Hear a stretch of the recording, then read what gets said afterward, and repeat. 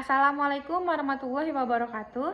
Perkenalkan, nama saya Ira Orlensyah dengan NPM 2021020403. Saya dari Prodi Hukum Tata Negara kelas A. Di sini saya akan membawakan materi mengenai pembaruan hukum Islam dan tujuannya. Pengertian pembaruan hukum Islam. Pembaruan hukum Islam terdiri dari dua kata, yaitu pembaruan yang berarti modernisasi atau suatu upaya yang dilakukan untuk mengadakan atau menciptakan sesuatu yang baru.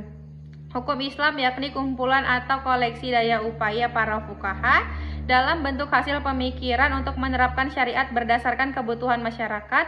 Dalam hal ini, hukum Islam sama dengan fikih, bukan syariat. Hukum Islam berarti gerakan ijtihad untuk menetapkan ketentuan hukum yang mampu menjawab permasalahan dan perkembangan baru yang ditimbulkan oleh ilmu pengetahuan dan teknologi modern, baik menetapkan hukum terhadap masalah baru untuk menggantikan ketentuan hukum yang lama yang tidak sesuai lagi dengan keadaan dan kemaslahatan manusia masa sekarang. Yang dimaksud dengan ketentuan hukum di sini adalah ketentuan hukum Islam kategori fikih yang merupakan hasil ijtihad para ulama, bukan ketentuan hukum Islam kategori syariat.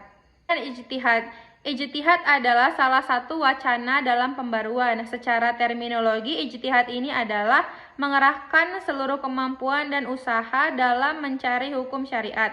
Kata ijtihad ini sendiri hanya digunakan pada usaha yang memerlukan pengerahan tenaga semaksimal mungkin demi sebuah tujuan. Pembaruan juga dapat dilakukan dengan usaha-usaha pentahkikan atau usaha pentahkikan. Ini akan terlihat keaslian dan kemurnian ajaran Islam. Cara ini lebih mudah dilakukan daripada ijtihad. Meskipun cara ini termasuk dalam wilayah ijtihad, ini dikatakan lebih mudah karena hanya mengoreksi sebuah pendapat. Akan lebih mudah lagi apabila kita memiliki fasilitas keduanya.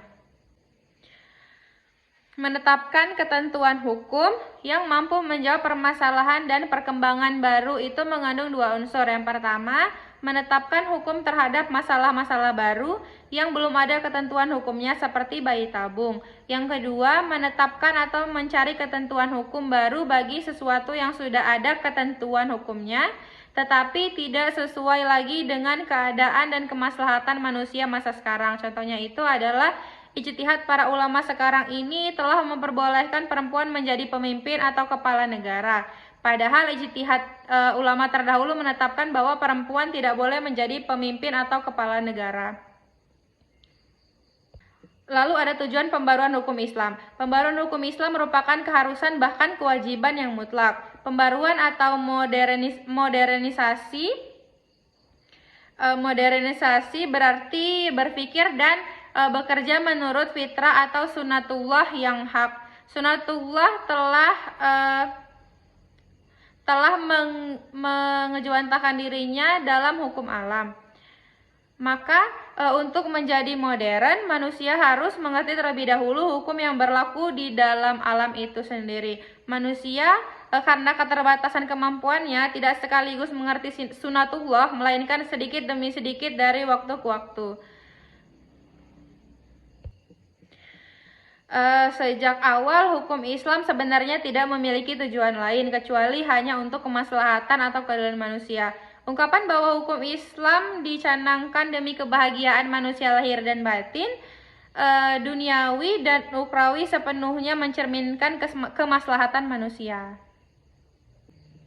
Sekian dari penyampaian materi saya mengenai pembaruan hukum Islam dan tujuannya.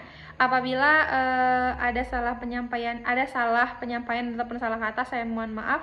Akhir kata saya ucapkan wabillahi taufik wal hidayah. Wassalamualaikum warahmatullahi wabarakatuh. Terima kasih.